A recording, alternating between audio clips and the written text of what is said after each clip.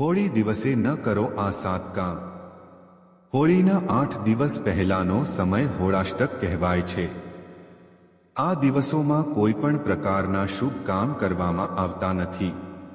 એવું માનવામાં આવે છે કે હોળી પહેલા 8 દિવસ સુધી હિરણ્યકશ્યપએ તેમના પુત્ર પ્રહલાદને મારી નાખવા માટે ઘણી વખત ત્રાસ આપ્યો હતો। પ્રહલાદ ભગવાન વિષ્ણુનો ભક્ત હતો। આ કારણે હિરણ્યકશ્યપ પોતાના પુત્રને મારી નાખવા માંગતો હતો। ભગવાન વિષ્ણુની કૃપાથી દરેક વખતે પ્રહલાદનો જીવ બચી ગયો। જ્યારે હિરણ્યકશ્યપના તમામ પ્રયત્નો નિષ્ફળ ગયા ત્યારે તેની બહેન હોલિકાએ પ્રહલાદ સાથે અગ્નિમાં બેસવાની યોજના બનાવી। હોલિકાને વરદાન મળ્યું કે તે અગ્નિમાં બળી નહીં જાય, પરંતુ ભગવાન વિષ્ણુની કૃપાથી પ્રહલાદ અગ્નિમાં ન બળ્યો, પરંતુ હોલિકા બળી ગઈ। આ 8 દિવસોમાં પ્રહલાદે ભયંકર યાતનાઓ સહન કરી હતી। આ 8 દિવસોને હોળાષ્ટક કહેવામાં આવે છે। એટલા માટે આ દિવસોમાં કોઈ પણ પ્રકારના શુભ કામ કરવામાં આવતા નથી। હોલિકા દહન 24મી માર્ચે થશે અને ધૂળેટી 25મી માર્ચે રમાશે। 17 માર્ચ રવિવારથી હોળાષ્ટકનો પ્રારંભ થઈ રહ્યો છે। હોળાષ્ટકમાં ન કરો આ ભૂલો। 1. હોળાષ્ટક દરમિયાન લગ્ન, વિવાહ, મુંડન, સગાઈ અને ગૃહ પ્રવેશ જેવા શુભ કાર્યો ન કરવા જોઈએ। આવું કરવાથી અશુભ પરિણામ મળે છે।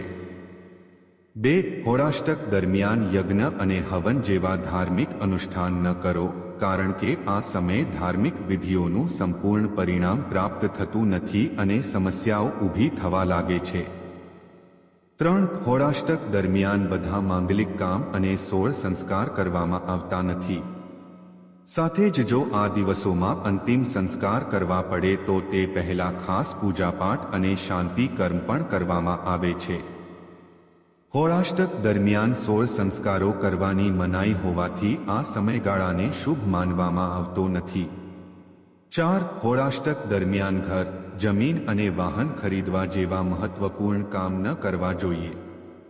5. હોળાષ્ટક દરમિયાન કોઈ પણ નવી વસ્તુઓ, સોના, ચાંદીના આભૂષણો અને ઘરની વસ્તુઓની ખરીદી પણ અશુભ માનવામાં આવે છે।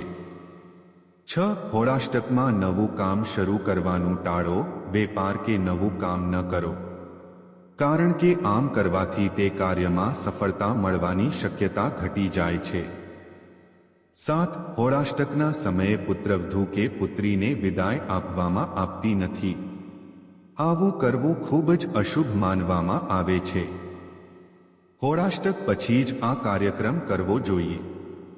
હોળીના 8 દિવસ પહેલા એટલે કે હોળાષ્ટક દરમિયાન લગ્ન નક્કી કરવામાં આવતા નથી અને સગાઈ જેવા કાર્યક્રમો પણ કરવાની મનાઈ છે।